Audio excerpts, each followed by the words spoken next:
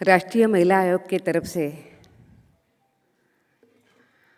आज जो local committees और इंटरनल कमिटीज़ का ट्रेनिंग हो रहा है,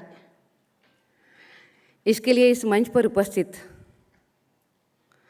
भारत सरकार की महिला एवं बाल विकास मंत्री हमारी सभी की आदरणीय श्रीमती अन्नपूर्णा देवी जी, उनके साथ साथ मंच पर उपस्थित राष्ट्रीय महिला आयोग के मेंबर सेक्रेटरी श्री सुदीप जैन जी, हमारी एडिशनल सेक्रेटरी श्रीमती राधिका चक्रवर्ती, हमारे लॉ ऑफिसर श्री मनमोहन सिंह और उन्हीं के साथ साथ आज यहाँ पर उपस्थित भारत सरकार के सभी डिपार्टमेंट्स, उन्हीं के साथ साथ दिल्ली सरकार के सभी डिपार्टमेंट्स की सभी इंटरनल कमिटीज़, लोकल कमिटीज़ और उन्हीं के साथ साथ पुलिस, रक्षा बल, अर्ध रक्षा बल, इनकी सभी इंटरनल कमिटीज़, इस क्षेत्र के सभी विशेषज्ञ और मेरे सभी साथियों, मेरी बहनों और मेरी भाइयों, आज हम सबके लिए बहुत ही खुशी का दिन है कि इस एक महत्वपूर्ण कार्यक्रम के लिए हमारी माननीय मंत्री श्रीमती अन्नपूर्णा देवी जी ने अपना बहुत अच्छा समय हमें दिया है। दीदी, मैं आपका बहुत बहुत धन्यवाद करती हूँ कि आपने केवल आज समय नहीं दिया है, तो उसी के साथ साथ इस विषय के लिए आप कितने प्रतिबद्ध हैं, ये भी आपने दर्शाया है। हमेशा राष्ट्रीय महिला आयोग को आपका हमेशा गाइडेंस मिलता रहता है और सहयोग भी पूरा मिलता रहता है। इसके लिए मैं आपका बहुत बहुत धन्यवाद भी करती हूँ और आपका स्वागत भी करती हूँ। आज का हमारा यह अवेयरनेस प्रोग्राम भारत के सभी वर्क प्लेस को सुरक्षित, सम्मानजनक बनाने की दिशा में एक राष्ट्रीय संकल्प है। जब कोई महिला निर्भय होकर अपने कार्यस्थल पर काम करती है, तब केवल उसका करियर नहीं आगे बढ़ता, बल्कि उसका परिवार, समाज और पूरा राष्ट्र आगे बढ़ता है, क्योंकि वो निर्भय होकर वहाँ पे काम कर सकती है। महिलाओं की सुरक्षा और सम्मान केवल एक कानूनी विषय नहीं है, बल्कि वो नेशन बिल्डर का बहुत बड़ा आधार भी है।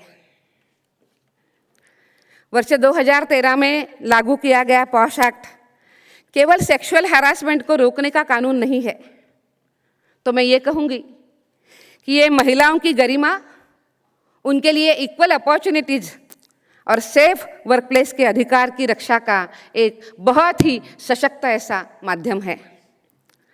इस एक्ट का उद्देश्य स्पष्ट है कि किसी भी महिला को अपने लाइवलीहुड और अपने सेफ्टी के बीच कभी चुनाव न करना पड़े, वो दोनों को साथ लेकर बराबरी के साथ आगे बढ़े। इसी उद्देश्य से हर संस्था में इंटरनल कमिटीज तथा हर एक जिले में लोकल कमेटी की व्यवस्था की गई है, ताकि हर एक शिकायत जो यहाँ पे आती है वो निष्पक्ष हो, टाइम बाउंड हो और समय पे उस महिला को न्याय भी मिल सके। आज का ये कार्यक्रम एक इस प्रयास का एक अगला स्टेप है और उसी के साथ साथ मैं आपको ये भी कहूँगी कि नेशनल विमेन कमीशन लगातार प्रयास करता है। नेशनल विमेन कमीशन की जो मैंडेट है, उस मैंडेट में पॉश एक्ट का प्रभावी क्रियान्वयन ये सबसे बड़ी बात है और इसी के लिए कमीशन लगातार प्रयास कर रहा है, लगातार हम काम करते हैं, हमारी वो प्रायोरिटी का विषय है। आज मुझे ये कहते हुए बहुत अच्छा लग रहा है कि दीदी, हमने प्रयास किए इस विषय को लेकर और हमारी हर एक जिले की एक लोकल कमेटी होती है जो कलेक्टर के साथ चलती है। हमने ये तय किया कि हम आने वाले और 1.5 साल तक हम देश के सभी जिलों की लोकल कमेटी का ट्रेनिंग हम पूरा करेंगे, उनको प्रत्यक्ष कामकाज में हम लेके आएंगे, क्योंकि लोकल कमेटी को जो अधिकार होते हैं वो बहुत बड़े होते हैं। उस जिले की जो सभी अनऑर्गेनाइज सेक्टर में काम करने वाली महिलाओं की कंप्लेंट्स लोकल कमेटी के पास जाती है। इस चीज़ को ध्यान में रखते हुए हमने तय किया कि हम सभी लोकल कमेटी का ट्रेनिंग करेंगे। और आज मुझे ये कहते हुए बहुत अच्छा लग रहा है कि हमने साल भर में जो प्रयास किए हैं, उस प्रयास के साथ साथ राष्ट्रीय महिला आयोग 160 से अधिक ज़्यादा जिलों में प्रत्यक्ष पहुंच चुका है। प्रत्यक्ष जाके हमने उस कमिटीज़ की हमने ट्रेनिंग करी है। उसी के साथ साथ हमने ये भी प्रयास किया है कि जो मेजर इंस्टीट्यूट्स है, चाहे वो DRDO है, सुप्रीम कोर्ट है, दिल्ली यूनिवर्सिटी है, उसमें भी हमने काफ़ी अच्छे तरीके से अवेयरनेस प्रोग्राम किए हैं।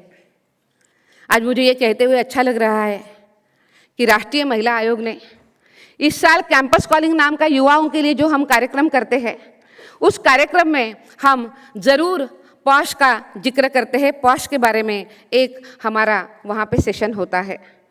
और ये मुझे कहते हुए अच्छा लग रहा है कि हमने पिछले साल में कैंपस कॉलिंग के यूनिवर्सिटीज़ और जो कॉलेजेस हैं उनमें हमने 850 प्रोग्राम किए हैं। उस हर एक प्रोग्राम में हमने पॉश का एक ट्रेनिंग हमने वहाँ पे लिया है, ताकि इस विषय पे हमारा युवा भी संवेदनशील हो जाए।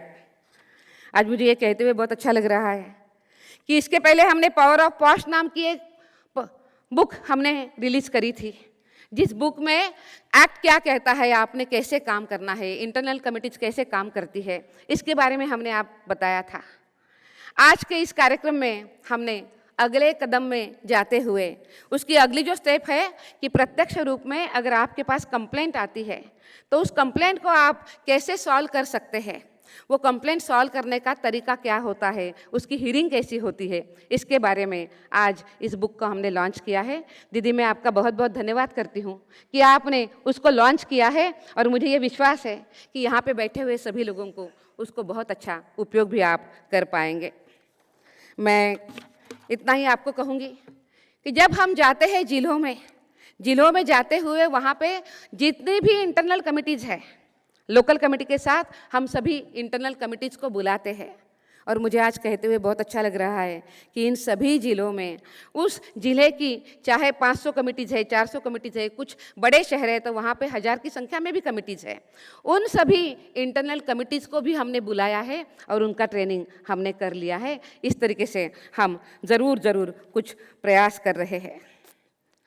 हमें ऐसा लगता है कि किसी भी कानून की सही स्थिति केवल फाइल्स में नहीं होती है, बल्कि उसके एग्जीक्यूशन में वो दिखाई देती है।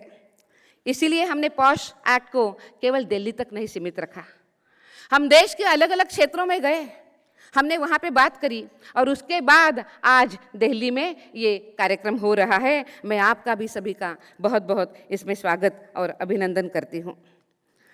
मुझे ऐसा भी लगता है कि जब हम पॉश को अच्छे तरीके से समझ कर लेंगे तो हम तभी तो समझ पाएंगे कि काम करने के लिए हमारे लिए चुनौतियाँ क्या है और आवश्यक सुधारों से हम बेहतर कैसे आगे जा सकते हैं।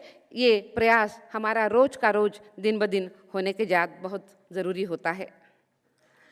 आज हमने ये भी प्रयास किया है कि नेशनल वुमेन कमीशन हमेशा लॉ रिव्यू करता है, वो हमारे मैंडेट में है। और इस साल हमने तय किया था कि जो सबसे महत्वपूर्ण जो लॉ है, इस पॉश एक्ट का हम इस बार लॉ रिव्यू करेंगे।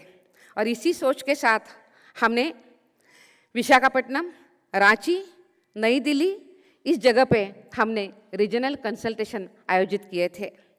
Legal experts, judicial officers, academicians, police अधिकारी तथा विभिन्न क्षेत्रों के जो एक्सपर्ट्स हैं, उन्होंने इस कंसल्टेशन में अपने सुझाव साझा किए हैं। इन सभी सुझावों को राष्ट्रीय महिला आयोग ने कंपाइल किया है और कल नेशनल कंसल्टेशन इसी जगह पे दिल्ली में हो रहा है। मुझे विश्वास है कि कल का जो हमारा यहाँ पे कंसल्टेशन होगा वो कोई ठोस पॉलिसी रिकमेंडेशन का स्वरूप उसको मिलेगा, और वही जो रिकमेंडेशंस है दीदी हम आपके पास वो भेजेंगे। मुझे विश्वास है कि आगे चल के भी आपकी तरफ से आगे उसको बढ़ाते हुए इन रिकमेंडेशंस को हम अच्छे तरीके से महिलाओं के न्याय के लिए दे देंगे। आज के इस कार्यक्रम में मैं आपको एक ही बात कहूँगी कि हम सब इंटरनल कमिटीज काम करते हैं, बहुत महत्वपूर्ण काम है। मैं ये कहूँगी कि हमारे इंटरनल कमिटीज को हमें अधिकार होते हैं, वो अधिकार न्यायिक अधिकार होते हैं अपने अपने क्षेत्रों के। जिस क्षेत्र की वो इंटरनल कमेटी बनी है उसी क्षेत्र के आपको न्यायिक अधिकार होते हैं। ये अपने आप में बहुत बड़ी बात है। कोई महिला अगर तकलीफ में आती है तो उस महिला की सुनवाई केवल आपके इंटरनल कमेटी में हो सकती है। इसीलिए आपकी कमेटी बहुत महत्वपूर्ण है। हम कितने बार ये भी देखते हैं कि कमेटी तो बन जाती है, कमेटी अस्तित्व में होती है, पर कमेटी प्रत्यक्ष रूप में काम करे ये दिखाई नहीं देता है। और बहुत बार तो ये भी हम देखते हैं कि लोग बहुत अभिमान के साथ कहते हैं कि हमारे पास तो कोई कंप्लेंट नहीं आई है। मैं एक बात आपको ज़रूर कहूँगी, कंप्लेंट्स तो आती रहती है। कंप्लेंट्स आने के लिए हम अपने ऑफिस का वातावरण उस महिला को कंप्लेंट करने के लिए कितना विश्वासजनक बनाते हैं, ये बहुत महत्वपूर्ण है। कितनी बार उस महिला को कुछ बताना होता है पर बैठने के लिए जगह नहीं, कहाँ बैठ के वो हमारे कमेटी के साथ बात करेगी।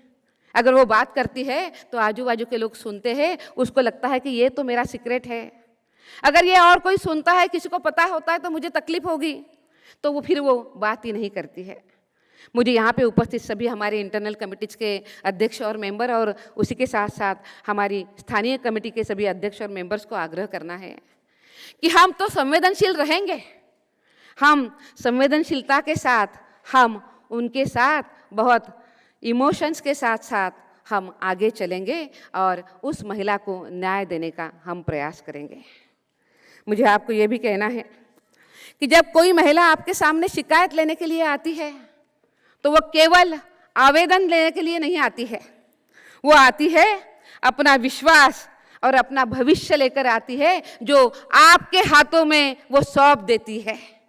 हमें उसी जिम्मेदारी के साथ चलने की बहुत ज़रूरत है। इसीलिए आप सभी का हर एक डिसीजन केवल लीगल रिस्पॉन्सिबिलिटी नहीं है, बल्कि एक गहरी मॉरल रिस्पॉन्सिबिलिटी भी है। इसको भी हम समझकर हम आगे बढ़ सकते हैं। बदलते समय के साथ अनेक बदलती हुई चुनौतियां हमारे सामने आती है। आज क्राइम पैटर्न बहुत बदल रहे हैं। Digital workshop, hybrid workshop, remote work और उसी के साथ साथ आर्टिफिशियल इंटेलिजेंस जैसी नई सिचुएशंस हमारे सामने आई है। इसलिए हमारे इंस्टीट्यूट्स, हमारी कैपेसिटी बिल्डिंग और हमारी अंडरस्टैंडिंग ऑफ लॉ भी समय के साथ रेगुलर डेवलप होती रहनी चाहिए। सुरक्षित वर्कप्लेस जो है वो केवल कानून से नहीं बनते हैं, बल्कि सुरक्षित वर्कप्लेस जागरूकता, संवेदनशीलता और रिस्पॉन्सिबिलिटी के साथ भी बनते हैं। इसीलिए मैं एक बात ज़रूर कहूँगी कि आज की इन्हीं सब विषयों के साथ अगर चलते हैं तो कुछ शब्दों के साथ मैं इसको और रखने का प्रयास करूँगी। मैं ज़रूर ये कहूँगी कि जो सदियों से चुप रहती थी अब अपनी पहचान लिखे, अपनी मेहनत, अपने साहस से नव भारत का गान लिखे। वह दफ्तर जाए, आगे बढ़े, न मन में कोई डर हो। वह दफ्तर जाए, आगे बढ़े, न मन में कोई डर हो। हर कदम पर सम्मान मिले, हर कदम पर सम्मान मिले, हर दिन उसका बेहतर हो। नजर किसी की जहर न बने, नजर किसी की जहर न बने, शब्द किसी के तीर न हो। नजर न किसी की जहर बने, शब्द किसी के तीर न हो। ऑफिस की चौखट पर अपमानों के जंजीर न हो, ऑफिस के चौखट पर अपमानों के जंजीर न हो। समिति केवल गठन न हो, समिति केवल गठन न हो, संवेदना का द्वार बने। जिसने हिम्मत करके बोला उसके मन का सार बने। निर्णय में निष्पक्षता हो, व्यवहारों में मान रहे। यह पीड़ित को यह विश्वास हो, न्याय यहाँ आसान रहे, कानून केवल कागज पर हो, इतनी इसकी रीत नहीं। जब तक जीवन में उतर न जाए तब तक इसकी जीत नहीं। जब बेटी निर्भय होकर अपने सपनों की उड़ान भरे, तब भारत का हर कोना भी गौरव से मुस्कान भरे, तब भारत का हर कोना भी गौरव की मुस्कान भरे। इन्हीं शब्दों के साथ मैं आज के इस विषय की प्रस्तावना को पूरा करती हूँ। आप सभी का बहुत बहुत धन्यवाद।